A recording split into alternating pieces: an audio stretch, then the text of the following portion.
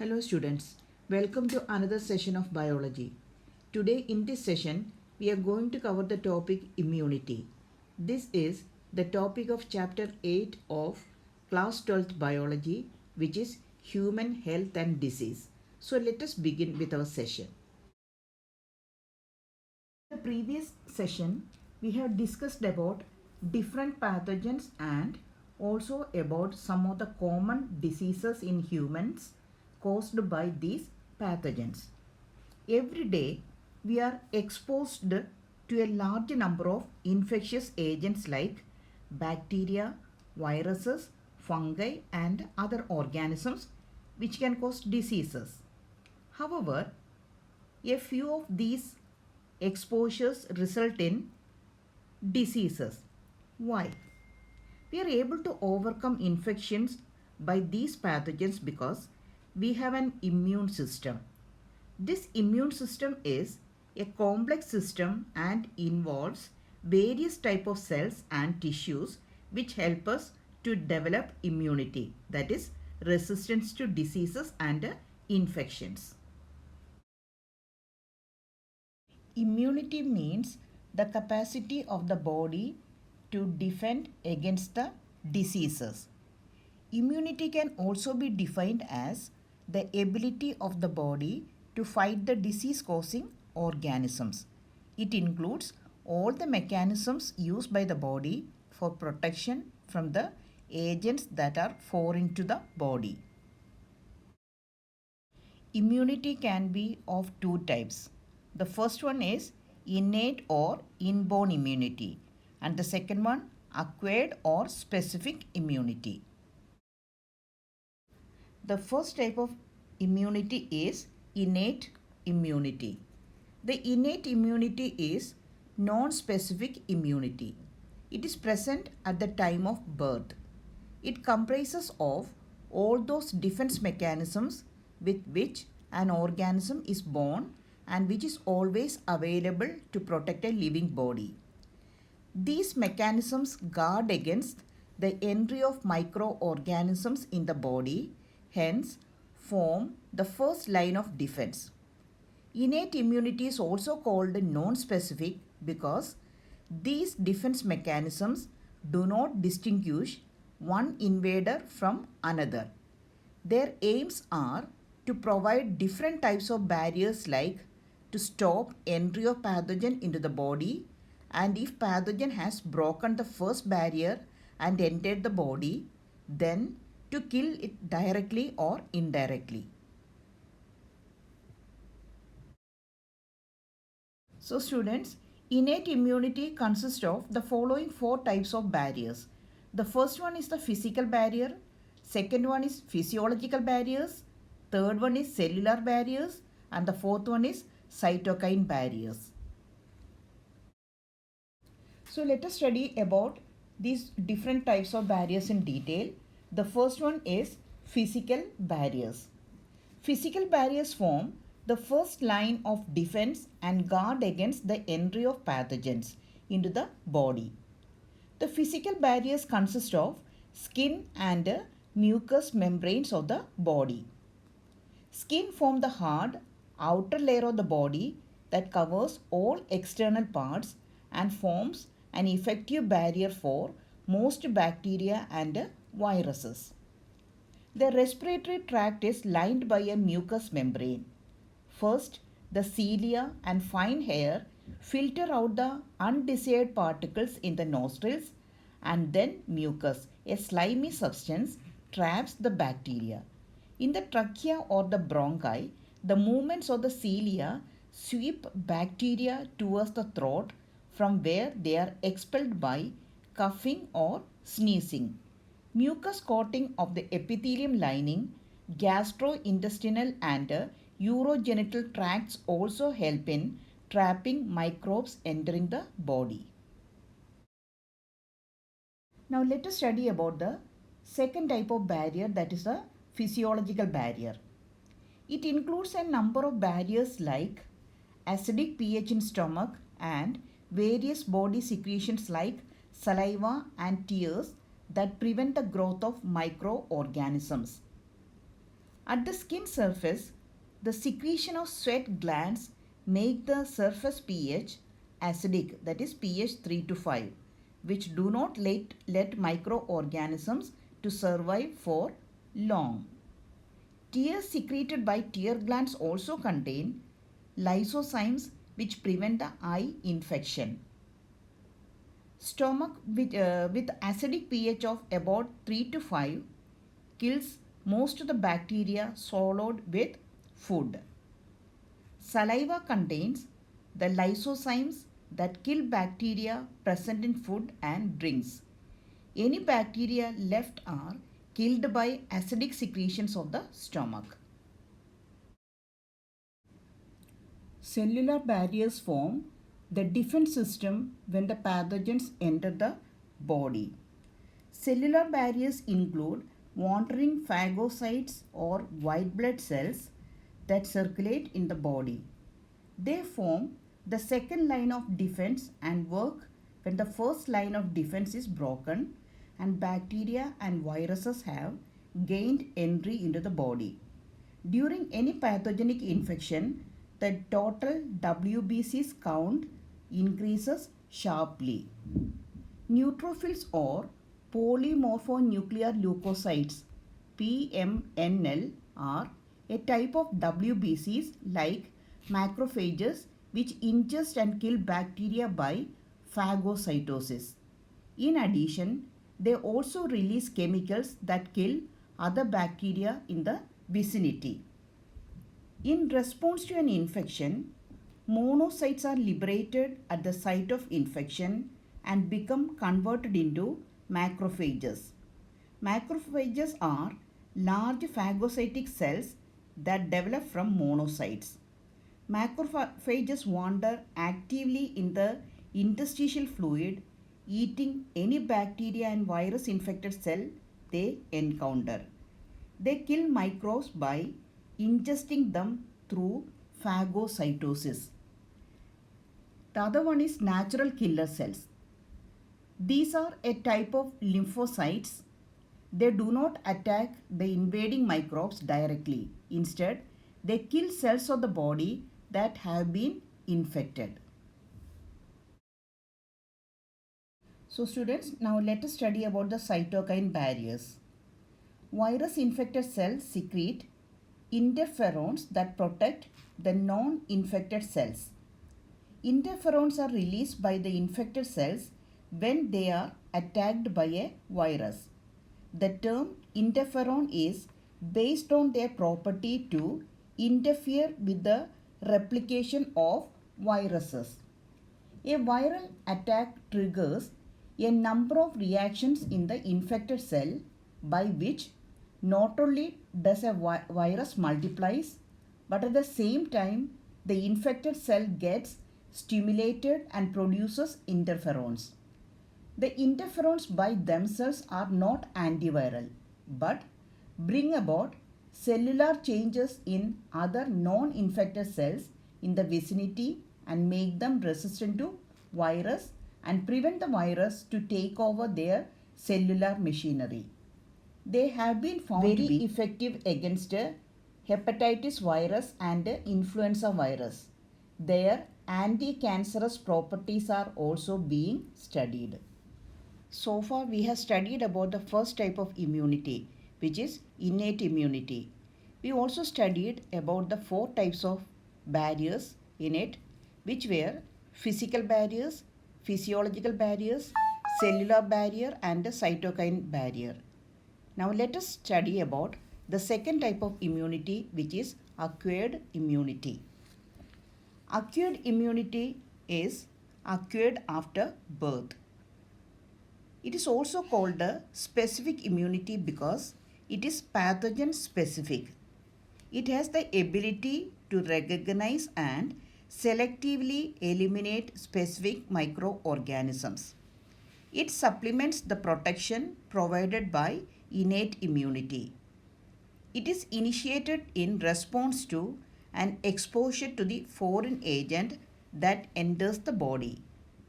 It may take several days for this defense mechanism to get activated after the foreign antigen has entered the body after passing through the non-specific defense mechanism.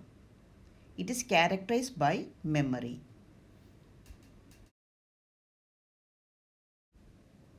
When our body encounters a pathogen for the first time, the response is called a primary response, which is of low intensity. It takes relatively longer for the immune system to respond. It results in a feeble or mild response and decline rapidly. The individual may suffer from the disease. However, it results in the formation of memory cells that help in secondary immune response. So now let us see what is secondary or anamnestic response.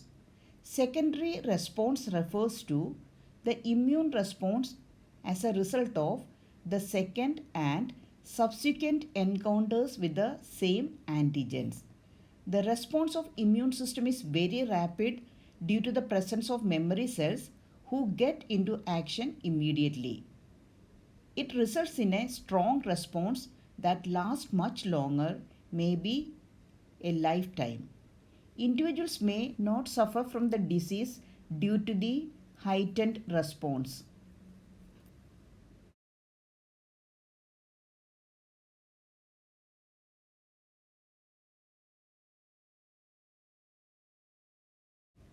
Just now we have studied about primary response and a secondary response.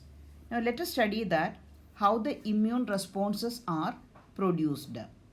The immune responses are produced by two types of lymphocytes. The first one is B lymphocytes or B cells. They produce an army of proteins called antibodies in blood in response to pathogens. The second one is T lymphocytes or T cells help B cells to produce antibodies. Now let us study about the types of acquired immune responses in the body. There are two types of acquired immune responses or immunities developed in the body. The first one is humoral immune response or antibody mediated immunity, AMI. The second one is cell mediated immune response or cell mediated immunity, that is CMI. Now let us see that what is humoral immune response. It is mediated by antibodies in the blood and lymph, whereas the cell mediated immune response is mediated by T lymphocytes. It is responsible for graft rejection in organ transplant because of its ability to differentiate between self and non-self. Tissue matching, blood group matching are thus essential before any graft or transplant, and even after this, patients are given immune suppressants all their lives. Now let us study about antibodies. Antibodies are protein molecules called immunoglobulins, Ig, and are of four types: IgA, IgM, IgE, and IgG. IgG is the most prevalent antibody in the blood, followed by IgA and IgM. IgA is present in breast milk, that is the colostrum. So students, now let us study about structure of an antibody molecule. Each antibody or immunoglobulin is made up of four polypeptide chains. There are two identical short polypeptide called light chains, and there are two identical long polypeptide called heavy chains. Each antibody is represented as H2L2. Each of the light chain is bonded to one of the heavy chains. The four polypeptide chains are held together by disulfide SS bonds forming a Y-shaped molecule. The top two tips of the Y-shaped molecules are antigen binding sites. They recognize and bind to a specific antigen in a lock and key fashion, forming an antigen antibody complex. Both the arms of Y have the same antigen binding sites and so recognize the same antigen. Each of the four chains has a constant region. Due to variable regions, there is a huge variety in the shape of antigen binding sites. Hence, different antibodies can react to different antigens. The stem of the antibodies is formed by the constant regions of the heavy chains. Acquired immunity could be active immunity or passive immunity. So students, now let us study about active immunity. When a host is exposed to antigens, which may be in the form of living or dead microbe, antibodies are produced in the host body. It is called active immunity. In active immunity, the body manufactures the antibodies against the antigen, and that is why such an immunity lasts and protect the organism for a long time. When the body is exposed to an antigen for the first time, it contracts the disease. The body not only produces the antibodies but also produces a large number of memory cells. When the same antigen strikes the second time, memory cells produce a rapid immune response and body does not contract a disease. It may last a lifetime. Active immunity is slow and takes time to give its full effective response. Alternatively, same active immunity can be obtained by injecting a vaccine that stimulates the immune system against the specific antigen. Now let us study about passive immunity.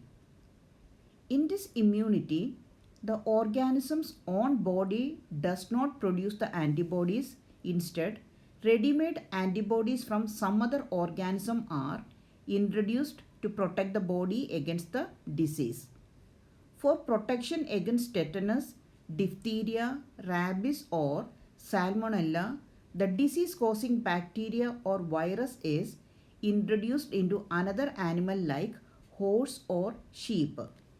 Antibodies soon appear in the horse or sheep's blood. From there, the antibodies are extracted and injected into humans to provide the passive immunity. Such an immunity is short-lived but can avert death. The yellowish fluid, colostrum, secreted by mother during initial days of lactation has abundant antibodies IgA to protect the infant. The fetus also receives some antibodies from their mother through the placenta during pregnancy. Students, so far we have studied about immunity. Now let us study about vaccination and immunization. So what is vaccination? Vaccination is the process of introduction of weakened or inactivated pathogens or proteins into a person to provide protection against a disease. Dr. Edward Jenner, an 18th century physician, made a very important observation in 1796. Smallpox was the most dreaded disease of those times. Today, it has been fully eradicated. Dr. Jenner noticed that the milkmaids and dairy workers did not get the disease. On close observation, he found that all of them contracted cowpox from the animal at some time earlier during their life, which appeared in the form of pustules on hand and left a scar, and nothing serious happened. Dr. Jenner experimented with the boy, Phillips, and infected him first with cowpox and later, after 6 weeks, with smallpox. To his surprise, the boy did not get smallpox, and survived the attack, showing that he was immunized to smallpox. Jenner gave the term vaccine to the fluid he inoculated. Vacca in Latin means cow. Dr. Jenner's procedure of injecting a harmless microbe in order to confer resistance to a dangerous one is called vaccination. In vaccination, a preparation called the vaccine is introduced into the body. The immune system confronts a vaccine composed of harmless variant of disease causing microbe. The vaccine stimulates the immune system in a way that it not only produces antibodies but also generates a large number of T or B memory cells.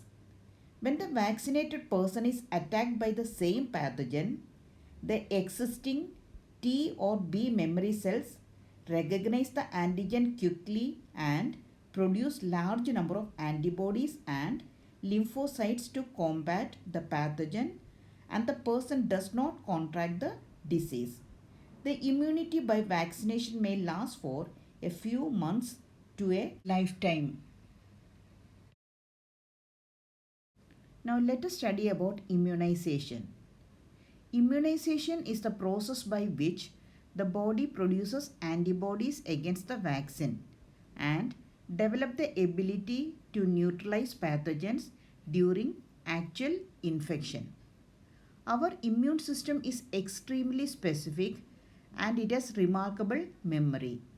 This immunological memory is based on the number of memory B and memory T cells present. They can remember antigens they have encountered before and react against them more promptly and vigorously on the second and subsequent exposures. This type of active immunity is usually long lived and lasts as long as clones of memory B and memory T cells are present in blood. For some diseases, a single vaccination can give lifelong immunity. For some diseases, a few repeated doses need to be given. If a person is infected with some deadly microbe to which quick immune response is required, as in tetanus, we need to directly inject preformed antibodies or antitoxin.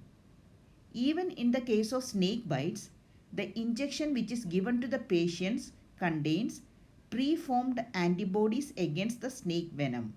This type of immunization is called passive immunization.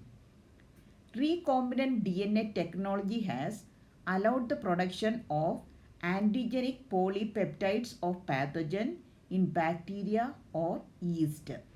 Vaccines produced using this approach allow large scale production and hence greater availability for immunization. Example, hepatitis B vaccine is produced from yeast. Students, when you have gone to a new place and suddenly you started sneezing, wheezing for no explained reason, and when you went away, your symptoms disappeared. Did this happen to you? Some of us are sensitive to some particles in the environment. The above mentioned reaction could be cause of allergy to pollen, mites, etc., which are different in different places. So now we are going to study about allergies. So what is allergy? The exaggerated or hypersensitive reaction of the immune system to certain antigens present in the environment is called allergy. Now let us see what are allergens. The substances which produce an immune response in an individual are called allergens. Pollen grains, animal dander, dust, feathers, drugs like penicillin are examples of allergens. IgE antibodies are produced in response to allergens. Till now, we understood about what allergy is. Now let us see what are the causes of allergy. Chemicals like histamine and serotonin released from the mast cells are the cause of allergy. Following are the symptoms of allergy: sneezing, watery eyes, running nose, and difficulty in breathing. Drugs like antihistamine, adrenaline, and steroids quickly reduce the symptoms of allergy. For determining the causes of allergy, the patient is exposed or injected with very small possible allergens and the reactions are studied. Somehow, modern day lifestyle has resulted in lowering of immunity and more sensitivity to allergens. More and more children in metro cities of India suffer from allergies and asthma due to sensitivity to the environment. This could be because of the protective environment provided early in life. Now let us study about autoimmunity. Autoimmunity is abnormal immune response in which the immune system of the body starts rejecting its own body cells or self cells and molecules. Hence, body attacks cells, thus damaging the body. Normally, the immune system can distinguish between self and non self and does not produce antibodies against self. But when this self recognition system fails, it results in autoimmune disease. The body starts making antibodies against its own antigens and hence starting destroying its own body system. For example, the body may produce antibodies against its own RBCs and result in chronic anemia. Rheumatoid arthritis, which affect many people in our society, is an autoimmune disease. Immune system is made up of many components. Let us look at them one by one. The first one is lymphoid organs. Second is immune cells. Third is soluble molecules like antibodies. And the fourth one is lymphoid tissues. Lymphoid organs are classified into two: primary lymphoid organs and secondary lymphoid organs.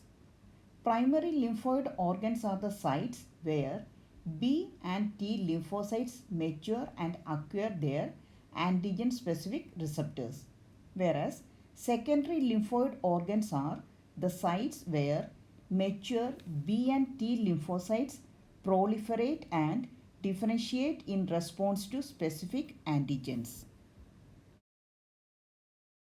The primary lymphoid organs are the site of origin where proliferation of lymphocytes occur.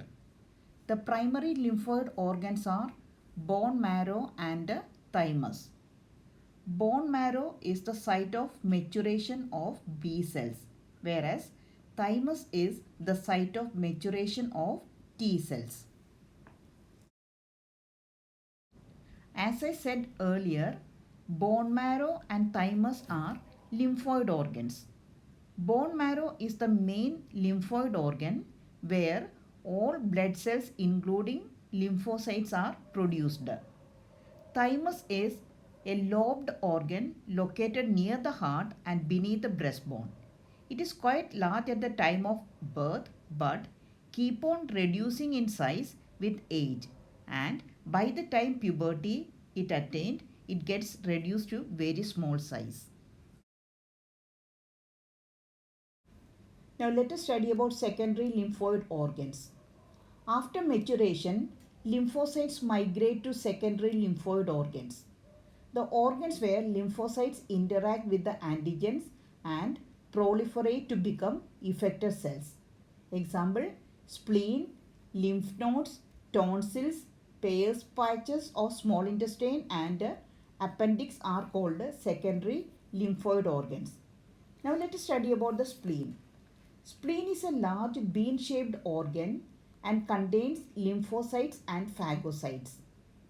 Spleen acts as a filter of the blood by trapping blood-borne microorganisms.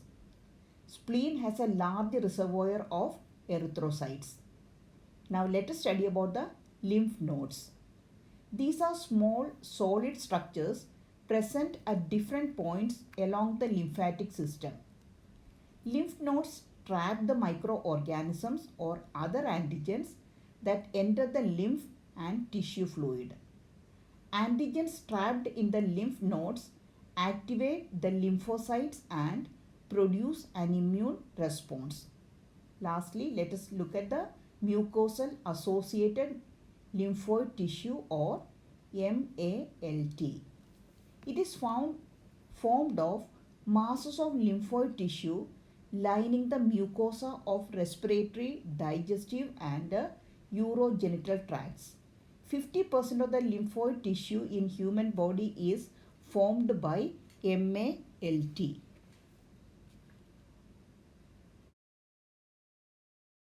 So students, let us quickly recap what all we have studied in today's session. We started today's session by studying about immunity. Under immunity, we studied that there are two types of immunity. The first one we studied about innate immunity and the second one we studied about acquired immunity. Next, we studied about antibodies. After studying about antibodies, we studied about vaccination and immunization. Next, we studied about allergies and what autoimmunity. And next we studied about immune system, under which we studied about primary lymphoid organs and secondary lymphoid organs. Thank you.